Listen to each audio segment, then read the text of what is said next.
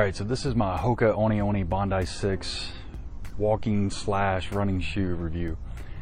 So I work in video television production, and I've been having some plantar fasciitis and chronic intermittent low back pain. Hope that makes sense.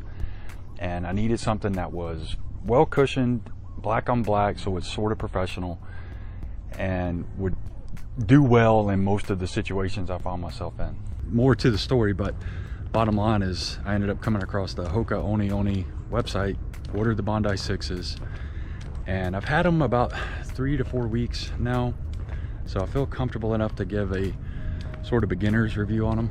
The shoes needed to be cushioned, they needed to be comfortable, and they needed to be semi-professional looking. So the Bondi 6 had black on black, they're cushioned, they look cool. I think I paid like $150 to $160 shipped for these. I had to wait. They didn't have my size in stock. I wear a 14 wide, so I had to wait a couple of weeks on that.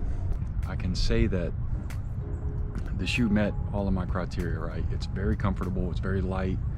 I can stand in them for a long period of time with no problems. I can walk around, no issues. But there are a few problems. The shoe's not perfect, and the left shoe does not fit 100% perfect. The right shoe fits fine.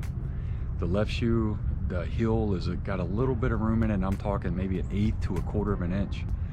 And it really depends on the socks I'm wearing. If I'm wearing nice, comfortable socks that have a lot of heel support or heel cushion in them, they fit fine. I don't ever notice it. Forget about it by, after 30 minutes of wearing the shoes. If you're wearing a thin athletic sock or something like that, then I would have an issue.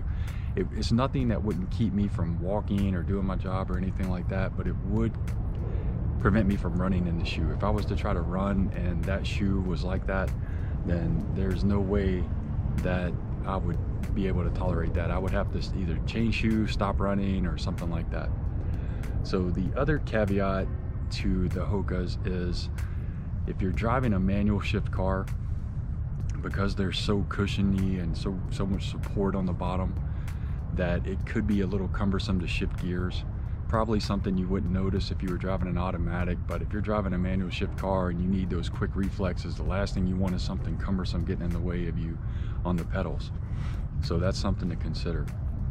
And my third problem with the shoe is they do not do well in wet conditions, or at least the pair I have don't. If it's just a little bit of wetness or water or dampness or whatever on the road or concrete or floor, these things are pretty slick.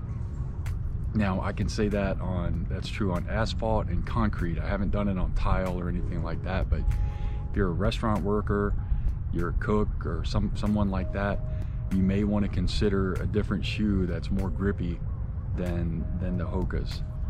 And other than that, I would say, like, value so far, I would say that right now they're worth the money. I can't speak to the longevity of the shoe.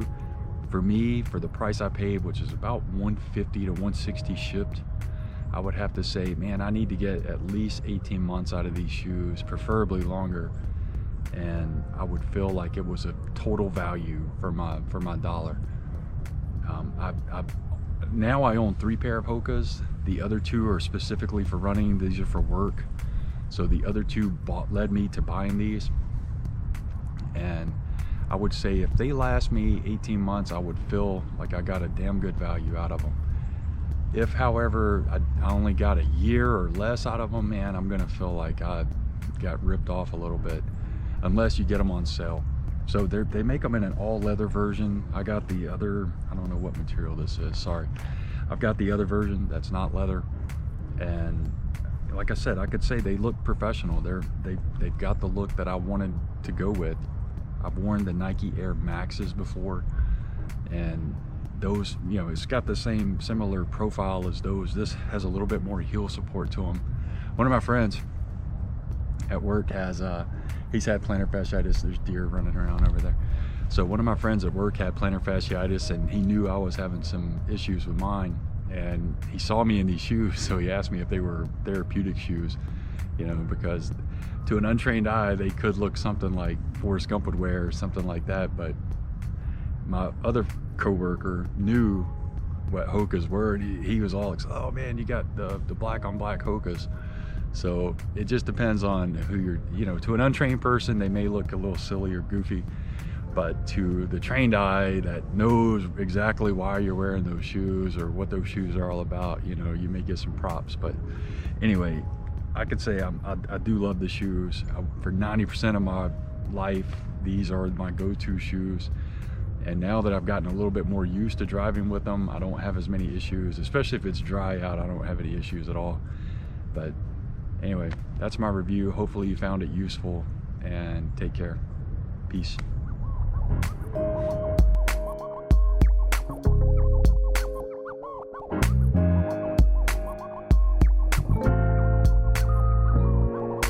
Thank you.